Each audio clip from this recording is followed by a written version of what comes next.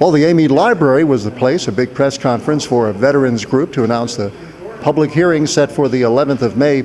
Library Director Barry Bradford was on hand. Just an example that here's a great facility in Amite that can be used in this instance for a news conference. Yes, it is, and this is exactly the type of thing that we love to host. We are a community center in a sense. We're trying to be sort of a forum for ideas, exchange of ideas and information. So yeah, this kind of event is perfect for us. Although it's a little bit off the beaten path of what you normally think of as a library. Well, that's part of that process of rethinking what the library is, getting away from just the idea of books, but also an idea of a meeting place. And that's sort of what we tried to incorporate in this building when we designed it, was to make it a place where people could get together, meet, and exchange ideas. Well, and obviously in the community, the Amite area in particular, this branch, it serves a tremendous need. Absolutely.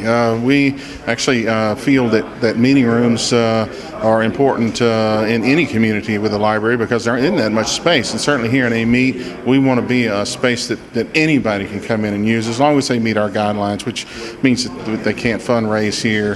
They have to open it to all people. Everyone has to be able to come into the meeting. But, other than that, we're wide open.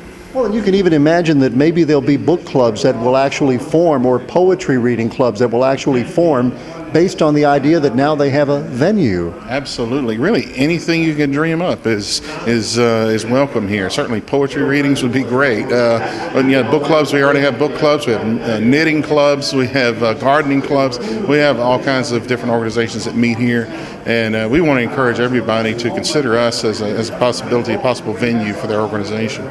Well, in the meantime, it'll be here before you know it, summer vacation, and right before that you start the summer reading program, which is so important for families. Absolutely. The summer reading program is probably the most important event in our calendar year, and we are inviting not only parents to bring their children, even small children, to participate, to sign up, but we want teens, adults, everyone to participate. We have something for everybody, and we have prizes, incentives. This is so important that we encourage people to read, because the art of reading seems to be in danger sometimes, I think, and we want at the library encourage people to. As a practical matter, here comes summer when the kids maybe don't have much to do, certainly don't have their schoolwork to fire their brains, their imagination. The summer reading program fills that gap. Yeah, sort of the intent in a way is to encourage children to continue to read and learn even when they're not in school. So over the summer, it can be a bridge to the next year. How does it work? Well, it depends on the level that you're reading at. But for instance, small children, even children that are too small to read themselves, adults can sign them up and read 10 books to them. They have to read a minimum of 10 books. Children are old enough to read. Preschoolers, they can read 10 books.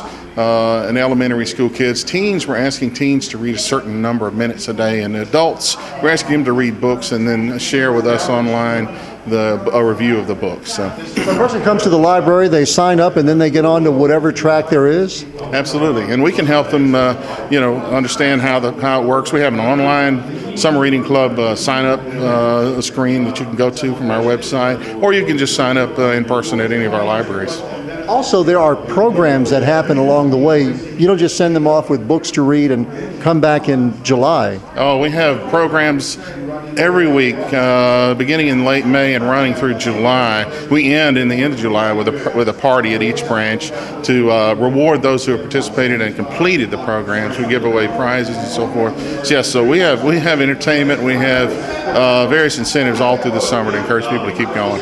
Well, I know, for example, I was at the program in Kentwood, the graduation, as it were, from the summer reading program there, and some of those kids were as honored as if they had received a Nobel Prize when they got their awards. Yes, they were very excited. Yes, I remember last year you were at Kentwood, and Kentwood was bursting at the seams, I believe. Those kids are so excited to get their prizes and to get the certificate that honors the fact that they've completed that program. It does mean a lot to them. Between now and May 1st, just show up at your branch library? Actually, May 1st is when we're starting sign-ups, so we'll have the kickoff programs at each branch at the end of May, but people can go ahead and sign up May 1st, starting May 1st. They can come into the library, or they can go to our website and sign up from online.